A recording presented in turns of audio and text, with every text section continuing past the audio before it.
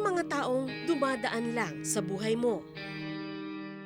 Pero may mga taong hindi na umaalis at binabago ang pananaw mo sa mundo. Ito ang ginawa sa akin ng 6 na kabataang tinawag naming Kubling Yaman ng Kamahuan sa dokumentaryo ng Eyewitness, mahigit 4 na taon na ang nakararaan. Finalist po sila. Tatlo po sila. Taong 2011, sa salo-salo para sa pagtatapos ni Camille bilang high school valedictorian, may hiling ang dalaga. Nakapag-aral po ako ng college, tsaka po gumaling na po si tatay sa sakit niya. Tsaka makatapos po sana akong pag-aaral para matulungan po sila. Yan na po. Namang Pati tuloy mo ang kaibigan mo. Naiyak naman na kami. Bakit? Ba't lahat nag-iyakan na? Noon pa lang alam na ng mga batang ito na posibleng hindi na sila makatungtong pa sa kolehiyo.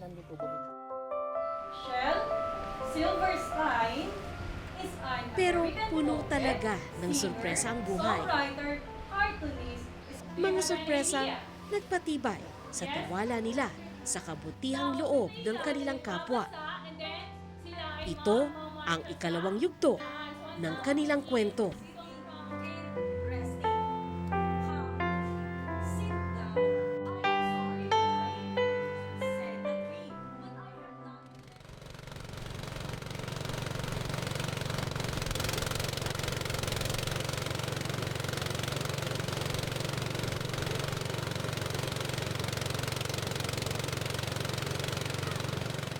Sa aking pagbabalik sa Barangay Kamahuan sa San Antonio, Nueva Ecija, binati ako ng pamilyar na tanawin.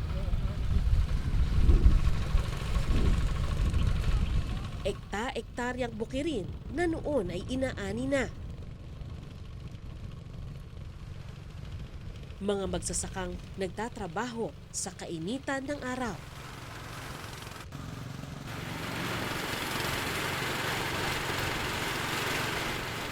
Amoy palay ang simoy ng hangin. Pero kumpara sa huling pagbisita ko sa Kamahuan, 4 na taon na ang nakararaan. Malaki na ang nagbago sa buhay ng 6 na kabataang nakilala ko dito. Hi, Ma'am Hello, San. Camille. Hello po. Oo, dalagang-dalaga ka na. Kumusta ka? Okay naman po. Tulad noon, nakadisplay sa kanilang bahay ang mga medalya ni Camille. Nung una ko siyang makilala, kagagraduate pa lang ni Camille bilang high school valedictorian. Siguro po kung hindi man po ako makapag-aral ngayong pasukan, tingin ko po may iba pa naman pong panahon, pagkakataon para po makapagpa-enroll po ako.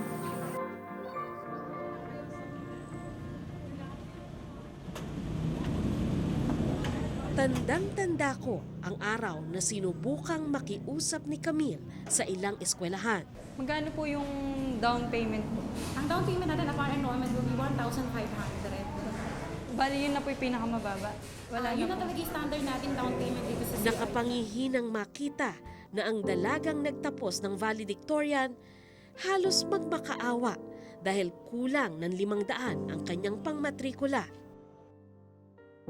Parang naisip ko pong mana po ng trabaho. Nag-apply po ako sa pharmacy po. Then nag-tutor po ako kahit po sa kamag-anak ko lang. Yun po. Willing po talaga ako magtrabaho nun para lang po makapag-aral.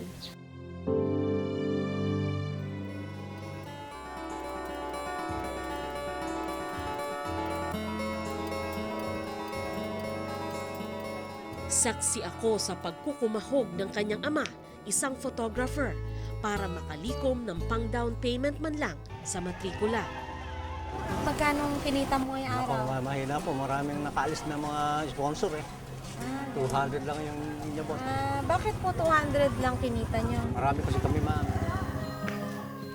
Sinubukan din ng mga magulang ni Camille na ibenta ang lupang kinatitirikan ng kanilang bahay, pero wala namang bumili nung panahon na yun. Ang kailangan daw na down payment, 1.5. Yun, tungkol naman sa halimbawa, magdo-dorm ka, kaya boarding house. 850 Ano yun? a month. Bed space. Habang nag-uusap, padagdag ng padagdag ang gastusin. Yung pasahe mula sa school Dorm, pa. lalakaran na lang. Ganun makalayo. Walking distance lang daw, Uniform. 440. Ganun, yung mga libre. Alam ko kasi ang libro sa private, yun nga mahal. Mas mahal kaysa sa public. Alam ni Camille kung saan papunta ang usapan. Bakas na bakas ito sa kanyang mukha.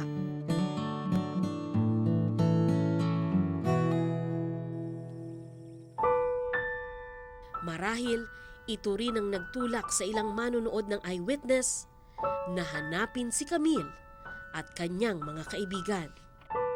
After po na air, may mga kumontak na po na sabi po nila, bibigay po silang tulong. Yung time po niyan, parang feeling ko, nananaginip lang ata. Ako parang ganun po. Kasi po hindi po talaga makapaniwala. Dahil sobrang saya po dahil makakapag-aral na po ako yun. Yun po pala yung magiging tulay, yung eyewitness, para makapag-aral ako. Kaya sobrang saya ko po. Dahil ngayon po, after po ng 4 na taon, eto na po ako, malapit na po ang graduate.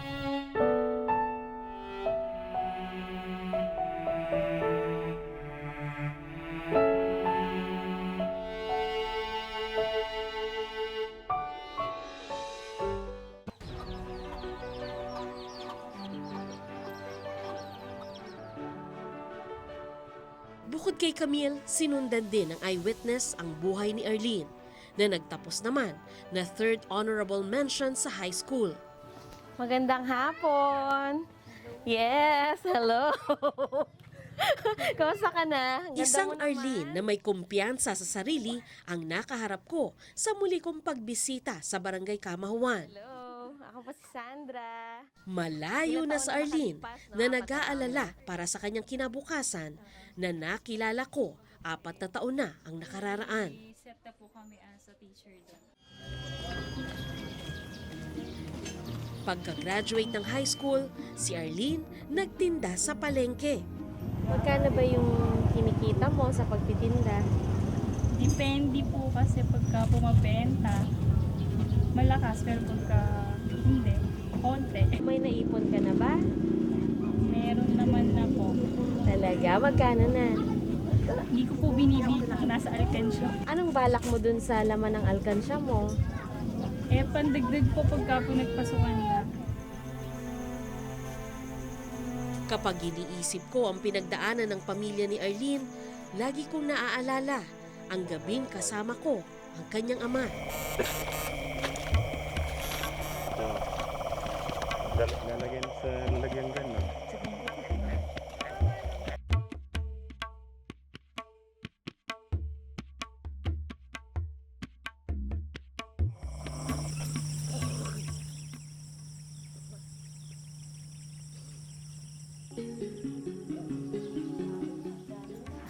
Sa umaga, nagtatrabaho naman sa bukid ang ama ni Arlene.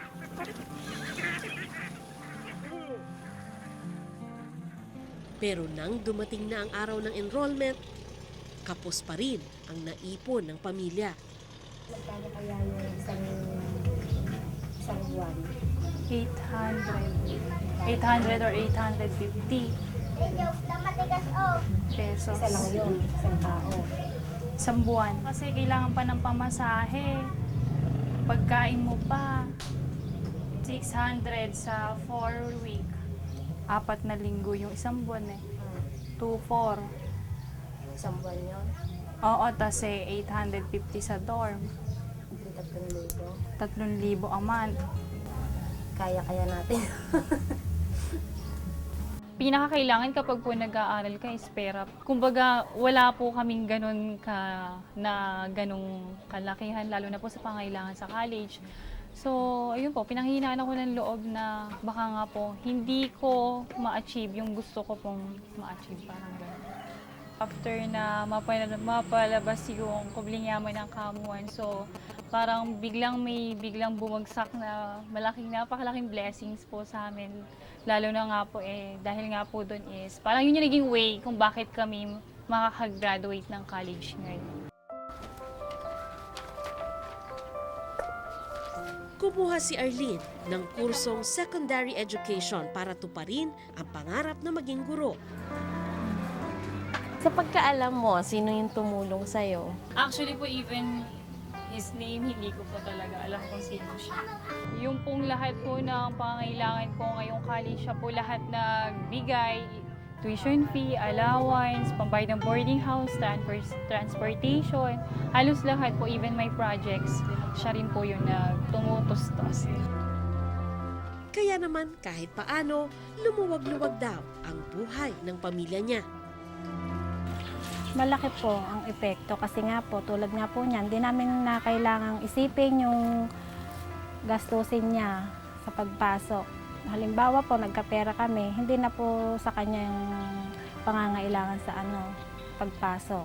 Ano yung mga naipundar kung kahit paano nitong mga nagdaang 4 na taon? Ayun po, ngayon po may alaga na po akong baboy. Ano ho yung nagbebenta raw po kayo ng palay? Ay, namimili po ng palay. Ano pa yung mga ginagawa mo para sa kabuhayan ng pamilya? Ayun pong magtatanim, gumagaba, saka naggugulay, gano'n. Oo, pero hindi sa'yo yung lupa. Hindi po. Pero pag ganyan may tanim ka, hindi ka na nanguhuli muna ng palaka. Naguhuli pa rin po, katagulan po, nanguhuli pa po. Kapag tagulan. Tagulan po. Oo. Ang pamilya naman ni Camille, napansin kong lumipat na sa mas maayos na tirahan. Naibenta raw kasi nila ang lupang kinatitirikan ng bahay nila noon para sa pagpapagamot ng amang may diabetes.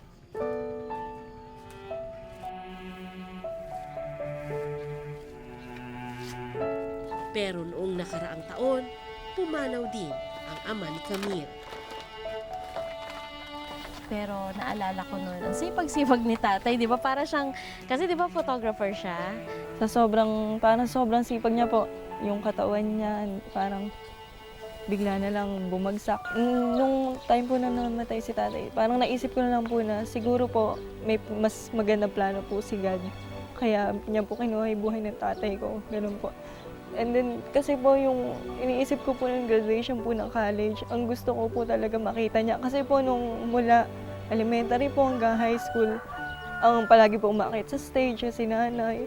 Kaya ang gusto ko po sana ngayong college, makita niya naman po ako, umakit po ako ng stage. Kaya lang po kasi nung nawala naman na po siya. Si Camille ang kaisa-isang miyembro ng pamilya na nakatungtong at nakatapos sa kolehiyo. Kaya alam daw niya kung bakit napakahalaga nito para sa kanyang ama. Yung nakita po namin sulat sa bag niya, sabi niya doon, pagtulong-tulungan daw po, yun nga po na makatapos po ako. And then after po, nang makatapos na po ako, tulungan ko daw po yung mga pamangkin ko, yun po. Matapos lumabas sa Eyewitness ang kwento ng buhay ni Camille noong 2011, naging scholar siya ng Finma Arroyo University ng 2 taon sa kursong Secondary Education. May ilang tao rin na tumulong kay Camille at sa kanyang pamilya. Yung iba po ay magpakilala, pero yung nagpapakilala po, parang sa sobrang bait po nila, buong puso po silang tumutulong. Siyempre po dapat lang po na suklian yung mga binibigay nila sa akin. Kahit naman po, yung iba saglit lang, at least po nagtumulong po talaga, pinakita po nila yung sincerity nila sa pagtulong. Kaya parang dun po, humuhugot din ng lakas para po makapag-aral ng maayos. Isa sa mga tumulong kay Camille, ang taong tumulong din kay Arlene. Isang taong para sa kanila. Walang pangalan, walang mukha, pero siguradong malaki ang puso. Eto na po ako, yung tao na tinulungan nyo 4 years ago na meron na pong napag-aralan na dahil po sa inyo, yung pong mga tulong na binigay nyo hindi po nasayang. Gusto mo ba siyang makilala? Yes po. Gusto ko talaga makilala talaga sa personal. Ang hindi alam ni na Camille at Arlene, kailangan pang kumbinsihin ang taong gusto nilang makilala. Masaya na raw kasi itong makatulong nang walang anumang kapalit.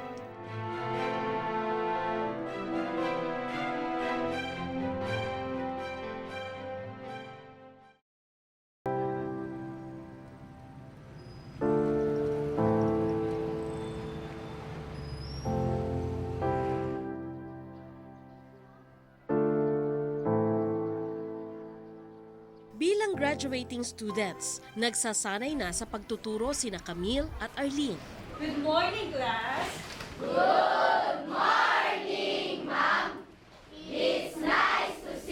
Si Camille gustong maging English teacher. The brush under your chairs. Okay, festival in Thailand again, Kiona. So yung Si Arlene naman gustong magturo ng music, arts, physical education and health o MAPE. well, o si Lakshmi. Lakshmi, yun yung god of wealth ng mga India. Naiintindihan? Yes, ma'am. So from in Thailand.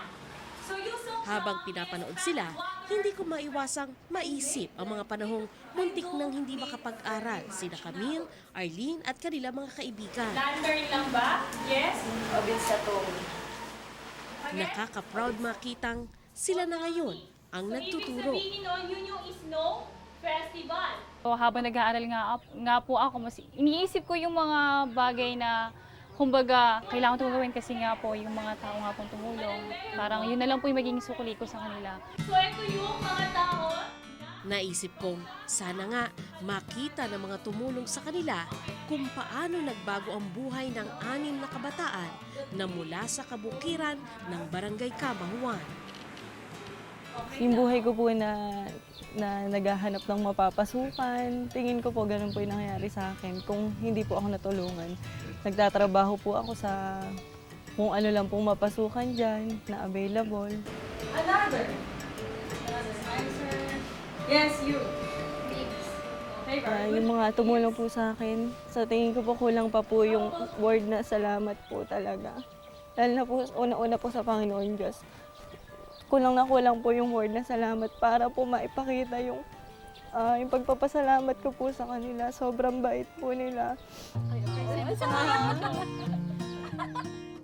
Ang sarap balikan ng nagdaang 4 na taon kasama ang 6 na kabataang magsisipagtapos sa kolehiyo. Haller! Ano, kompleto kayo ah? Yes po. Ngayon lang ba uli kayo nagkita-kita?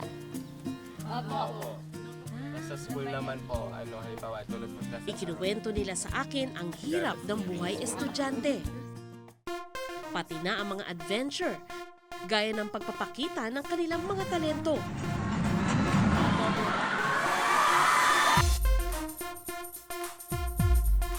At pagsali sa mga beauty pageant sa eskwelahan. Dahil malayo ang kanilang barangay sa syudad ng Cabanatuan, nalayo sila sa pamilya at nanirahan sa dormitoryo. Dahil sino nga ba yung magkakasama sa school? Silang tatlo po. Tapos kami po tatlo. Tapos kayong tatlo. So, Sina Jessica, Jeric at Mary kumuha ng Bachelor of Science in Elementary Education. Din po sa mga sponsors namin. Habang si Marie naman, pinili ang kursong tourism. pero nung mga panahon na yon, talagang naisip nyo ba na darating tong araw na to? Hindi Na, Hindi po talaga. Sa totoo po. mm Ayun po, hindi po talaga kasi wala naman po talaga kami pinagkukunan talaga sa pamilya po namin. Kaya kung hindi po dahil doon, ayan, Oo. Oo. hindi po kami makakarating sa punto na to. Nag-usap po kami nung dalawa kami magkasama.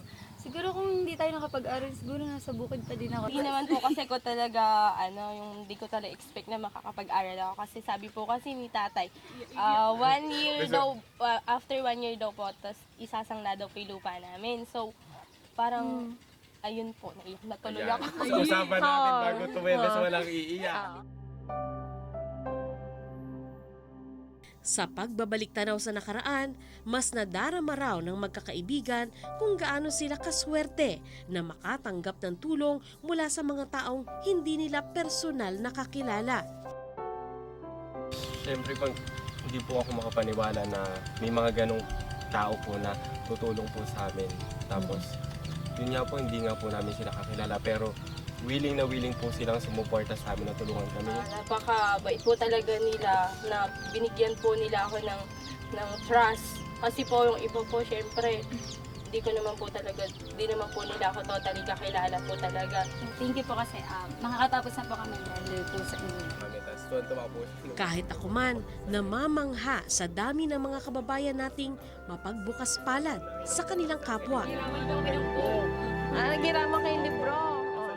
Matapos pong umere yung Kubling Yaman ng Kamahuan 4 years ago, nakatanggap po kami ng maraming email, sulat mula sa iba't ibang mga tao. Ito, ganito karami. Nagugulat nga din po kami. Nagulat tayo sa outpouring ng tulong na galing din here dito sa Pilipinas at sa iba't ibang bansa.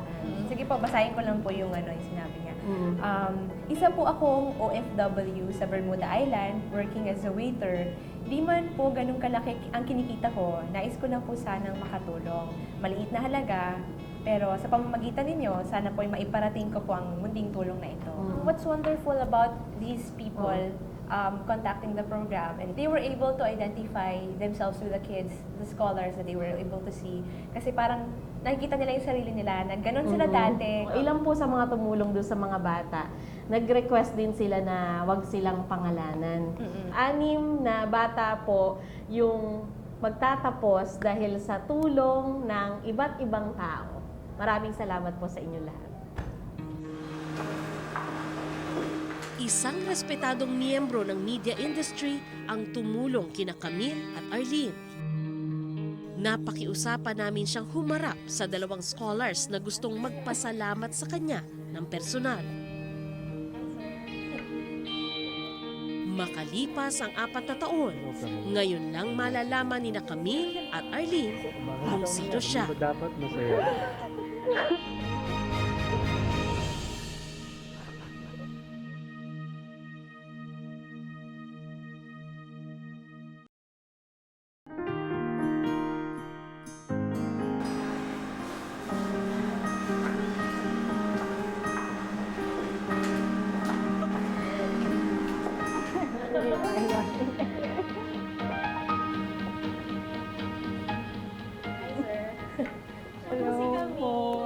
Hello kami. At ito naman po si Arlene.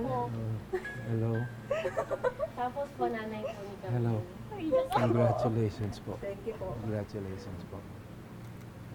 Bakit ka umiyak? Hindi ba dapat masaya? Ha? Dapat masaya. Ba't naman sa'yo po kasi hindi ko po sa inyo. Maraming salamat po. Salamat. Alam mo ba kung paano ang yung pasasalamat mo sa akin, tinatanggap ko, no? Pero mas mabuti siguro ipasa mo sa iba naman yung naging kumbaga kapalaran nyo. Tuwan-tuwa nga ako nung nalaman ko na education pala ang kinuha nyo. Di ibig sabihin nun, ipapasa niyo yung karunungan niyo sa mga bata, no? At tandaan niyo, pag dumating ang panahon na may mga ngailangan din, kayo naman ang tutulong sa kanila. Ha? Okay? Ganun na lang ang iyak ni Arlene dahil ang full scholarship niya sa loob ng 4 na taon galing sa taong ito na ngayon lang niya nakita. Halika, anong gusto mo sabihin? Thank you po.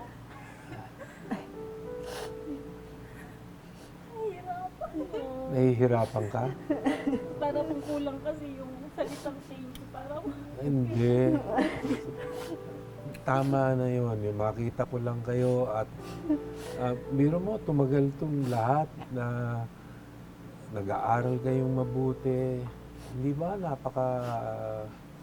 napakasaya nun, napakasarap para sa amin. Marami pong salamat sa tulong niyo. Marami din po salamat sa babantay nyo sa kanila, pagigiyan nyo sa kanila, kaya tuloy-tuloy yung kanilang pag-aaral. Hag na ba? Thank you po.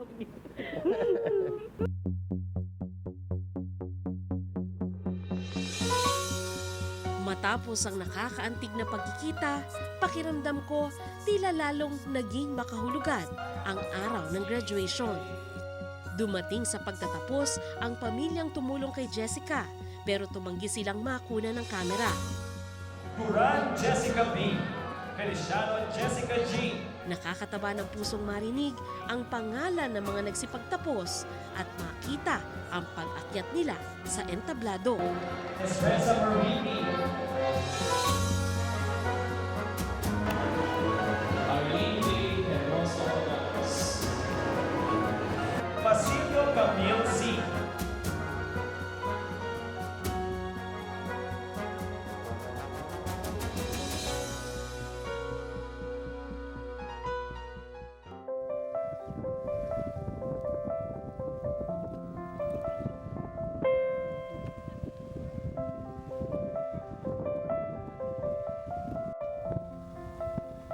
Tinawag namin silang kubling yaman ng kamahuan.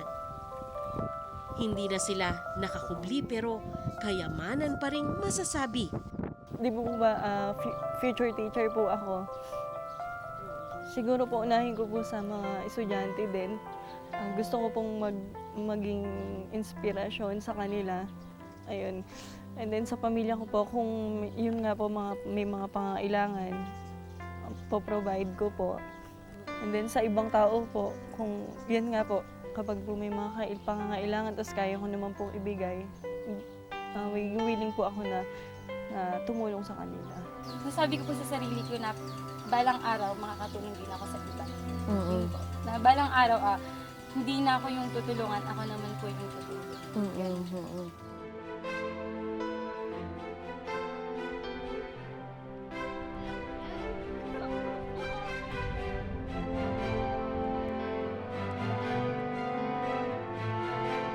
Sila ang patunay ng kabutihang loob ng tao. Kabutihang nakapagpapabago ng buhay at humuhubog sa pagkatao. Handa na silang abutin ang mas matatayog pang mga pangarap at magtanim ng binhi ng pagmamalasakit sa puso ng kanilang kapwa.